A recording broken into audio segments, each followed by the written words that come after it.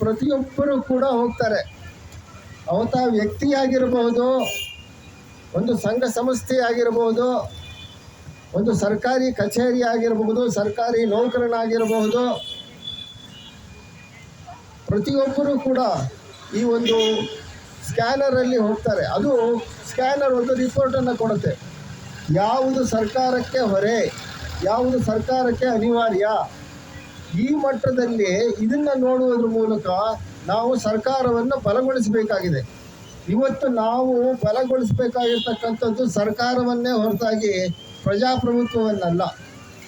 ಸರ್ಕಾರದ ದೃಷ್ಟಿಯಲ್ಲಿ ನಾವು ಪ್ರಜಾಪ್ರಭುತ್ವವನ್ನು ನೋಡಿದಾಗ ಈ 75 ವರ್ಷಗಳ ಚರಿತ್ರೆಯಲ್ಲಿ ಪ್ರಜಾಪ್ರಭುತ್ವ ಸರ್ಕಾರಕ್ಕೆ ಹೊರೆ ಅಂತ ಹೇಳಿದಂಥ ಮೊಟ್ಟ ಮೊದಲ ಸಂಸ್ಥೆ ನಮ್ಮದು.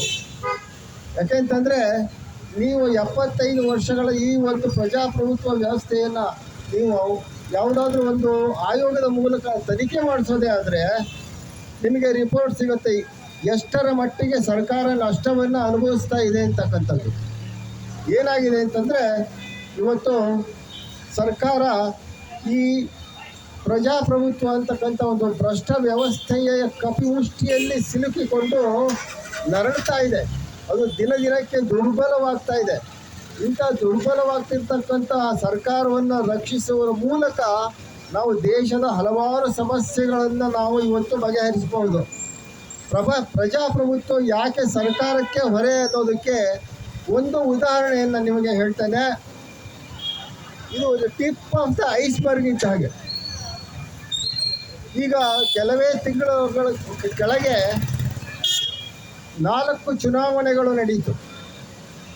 4 ಚುನಾವಣೆಗಳು ಕರ್ನಾಟಕದಲ್ಲಿ 3 ಚುನಾವಣೆ ನಡೀತು. ಕೇರಳದ ವಯನಾಡಲ್ಲಿ 1 ಚುನಾವಣೆ ನಡೀತು.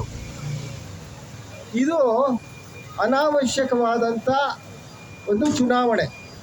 ಇದು ಸರ್ಕಾರದ ಬೊಕ್ಕಸಕ್ಕೆ ಇನ್ನಷ್ಟು ಖರ್ಚನ್ನು ತಂದಂಥ, ಅನಾವಶ್ಯಕ ಖರ್ಚನ್ನು ತಂದಂಥ ಚುನಾವಣೆ. ಯಾಕೆ ಅಂತಂದರೆ ಕರ್ನಾಟಕದಲ್ಲಿ